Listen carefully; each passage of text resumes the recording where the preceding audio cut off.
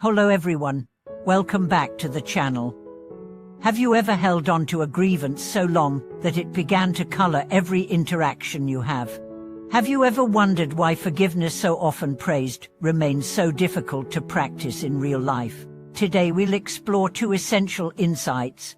First, that true forgiveness arises from understanding our own patterns of hurt and reaction.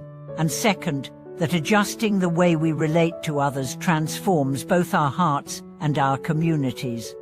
In this video, we'll delve into the Dharma King's profound guidance on how to perceive the hidden causes of our resentment and cultivate the inner strength needed to release them.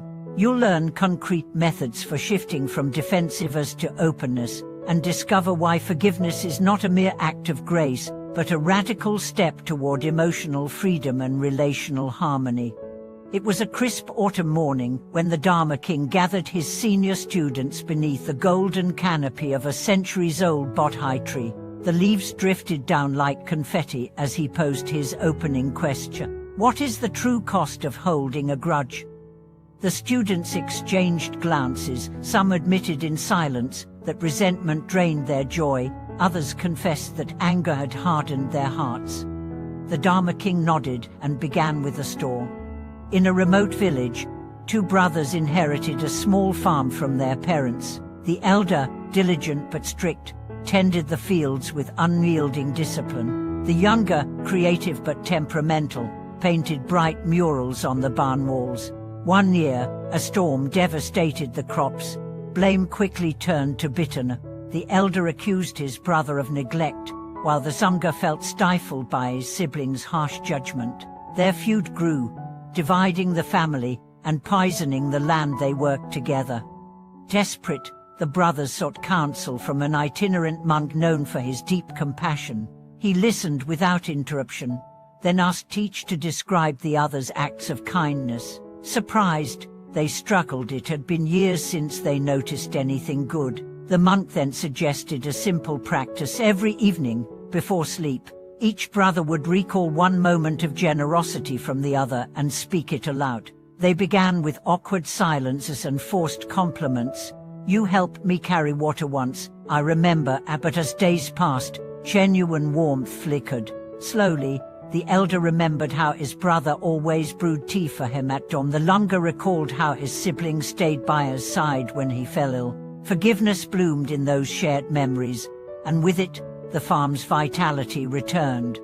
From this parable, the Dharma King drew two crucial lessons. First, resentment feeds on selective memory. The mind latches onto harms and ignores kindness. By consciously recalling moments of care, we rebalance that inner ledger. Second, forgiveness is an active practice, not a passive pardon. It requires us to reshape our habitual perceptions through deliberate attention. He then guided the students through a practical exercise. Seated in meditation posture, they closed their eyes and invited to mind a person with whom they felt tension. The Dharma King instructed them to notice bodily sensations, a tightness in the chest, a knot in the stomach, and breathe into that discomfort. With each exhalation, they silently repeated the phrase, "May you be free from suffering," directing it first toward their own pain, then gently expanding it to include the other. Many found tears welling up as long-buried softness stirred beneath layers of pride and hurt. Next, he taught them how to adjust relational patterns in daily life. He spoke of the three doors of communication: speech, body, and mind. When anger rises, one often lashes out verbally, posture stiffens, and mental narratives replay past offenses. The antidote is simple yet profound. Pause before speaking, soften the gaze, and notice the story you are telling yourself. By interrupting these automatic patterns, you create a space in which empathy can arise.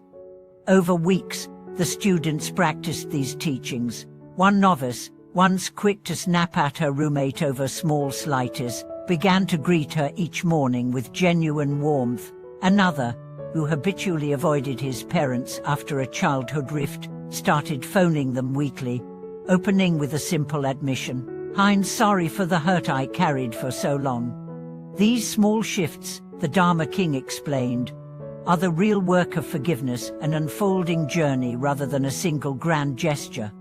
Finally, the Dharma King reminded them that forgiveness does not mean condoning harmful actions or staying in toxic situations. It means freeing your heart from the prison of resentment so you can make wise choices rooted in clarity and compassion. Holding a grudge is like carrying a boulder on your back. Forgiveness sets you down so you can walk forward with lightness and purpose.